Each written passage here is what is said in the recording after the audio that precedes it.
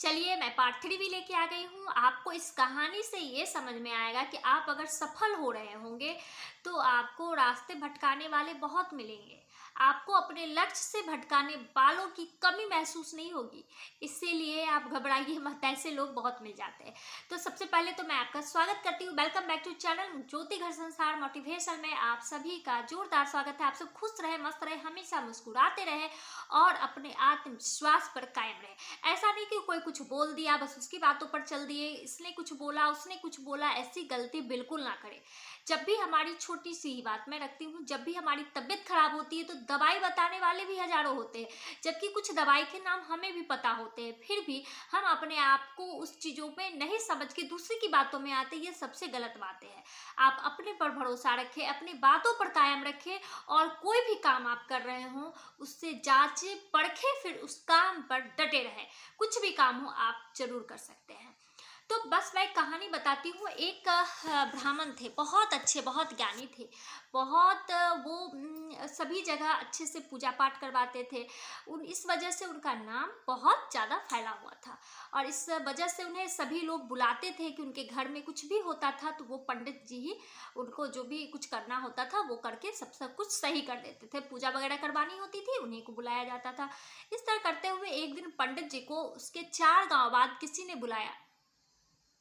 पूजा पर उन्हें बुलाया गया कि आप मेरे घर में पूजा करवा दो, शांति हवन करवा दो। पंडित जी गए तो उन्हें खुश होकर उनके जो यजमान होते हैं ना, वो उन्हें बकरी का बच्चा दिया। बकरी का बच्चा नहीं कह सकती, बकरी दिया। वो बकरी को अपने कंधे पर लिए हुए जंगल से गुजर रहे थे। वहां उस जंगल में 4 ठग रहते थे। उस ठग को चारों आपस में बात कर रहे थे कि आज का दिन बहुत बुरा गया, ना कुछ खाने को मिला है, ना किसी को भी हम लूटपाट कर पाए हैं। तभी उसकी नज़र इस ब्राह्मण पर पड़ा, जो कि उनका नाम उनके बारे में सभी लोग जानते थे। तो ठग को यही लगा, चारों ठग यही सोच रहे ये तो बहुत अच्छे ब्राह्मण हैं, इनको तो कोई भी नुकसान नहीं कर सकता। लेकिन हाँ, उनकी कंधों पर जो बकरी है उससे अगर ले लिया जाए, उससे बेच करके तो बहुत पैसे मिलेंगे। तो फिर दूसरे ठग ने कहा कि ठीक है, ऐसा करेंगे, अगर किसी को पता चल गया तो हम लोगों को मार दिया जाएगा, क्योंकि वो बहुत पहुंचे हुए पंडित है, उनको सभी लोग जानते हैं। तो उसने कहा नहीं, हम लोगों का काम ठगना है, अगर इन्हें ठग के कुछ लिया जाए तो लोग को क्या समझ में आएगा, लेकिन हाँ, इन्हें बिना नुकसान पहुंचाए भाई ये काम अपना करना है। तो चारों ठगों ने अपने अपने आपस में विचार किए और अपना अपना जो भी उनका था वो अपने काम पर लग गए।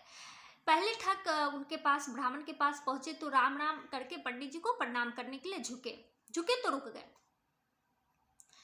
पंडित जी को बड़ा अजीब लगा कि भाई तुम प्रणाम करने के लिए झुके, रुके क्यों हो? तो उसने कहा कि ये क्या, आपने अपने कंधे पर गधे लेके जा रहे हो?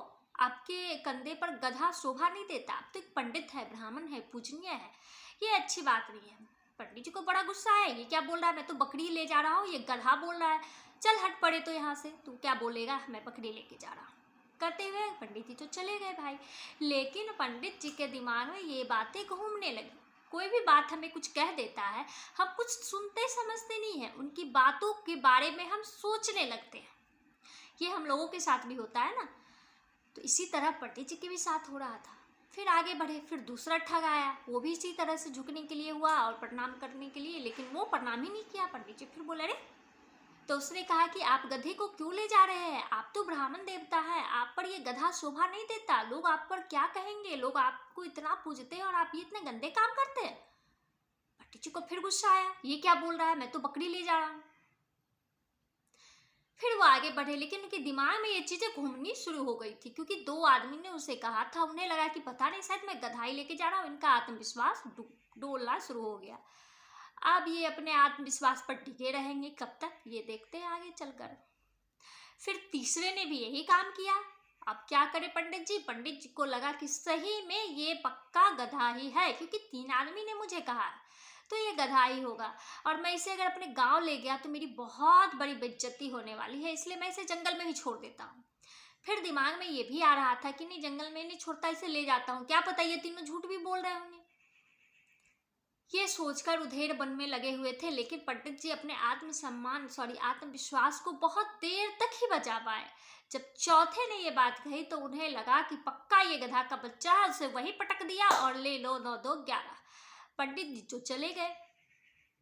लेकिन ये चारों ठग क्या किए, उस बकरी को बेच करके पैसे जो मिले उससे अपने जो भी कुछ करना था इन लोगों का, जो काम होता है ठगों का, वो अपना खाना पीना नाचना गाना वो सब हुआ। और पंडित जी को क्या मिला? कुछ भी नहीं। तो आप इस कहानी के जरिए आप ये समझने की कोशिश करें, आपके साथ भी ऐसा होता है। आप कुछ भी करने जाते हो, आपको समझाने वाले 10 मिलते हैं। इसलिए मैंने अपने बहुत सारे वीडियो में बोल भी रखी हूँ कि आप अगर कोई भी काम करते हैं तो तब मौन होकर करें, साइलेंट मोड में करें, मतलब किसी को कुछ पता ना चले।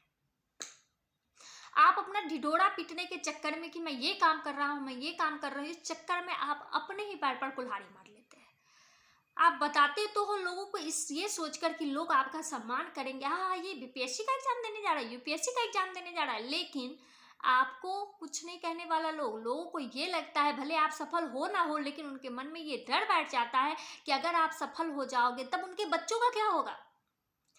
ये सोचकर लोग आपको उस रास्ते पर जाने से रोकने के 10 बहाने बनाते हैं। नहीं होगा, अरे फल्ला का इसने किया था, कुछ नहीं हुआ। बेटा तुमसे होगा क्या? चलो आपके मुंह पर तो कुछ अच्छा भी बोल गए, लेकिन आपके पीठ पीछे इतना गाली आपको दे रहे हैं जो आप ये सोचोगे उन्होंने मेरे बारे में ये कहा, अगले भी आपको जाके बता दे रहे हैं। तो प्लीज ऐसी गलती बिल्कुल ना करें।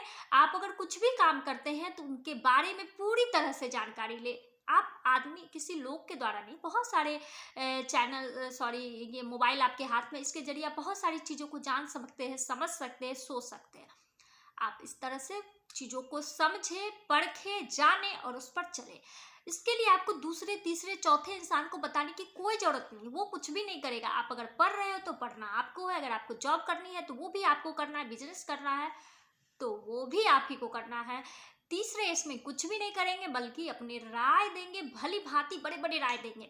अगर आपको किसी और की राय चाहिए तो भी आप एक काम कर सकते हैं। ऐसा नहीं है कि बहुत सक्सेस इंसान है और आपसे राय लेने जाओगे तो वो आपको राय दे ही देंगे, ऐसा होता नहीं है।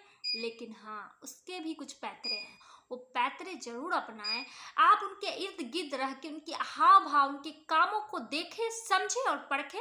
उसके बाद अगर कुछ टिप्स लेने का मन है तो आप उनके मूड को देखते हुए वो टिप्स ले सकते हैं। लेकिन आप बेधड़क जाके कुछ पूछोगे तो हो सकता है वो बताए भी कुछ ना भी बताए, इससे आपको बुरा भी लगेगा। तो प्लीज अपने दिमाग का यूज करें। मैंने पहली ही बात बोल दी थी किसी वीडियो के जरिए कि आप अगर अपने बुद्धि को, अपने दिमाग को तेज करना चाहते हैं तो आपको ये सभी हथकंडे अपनाने पड़ेंगे।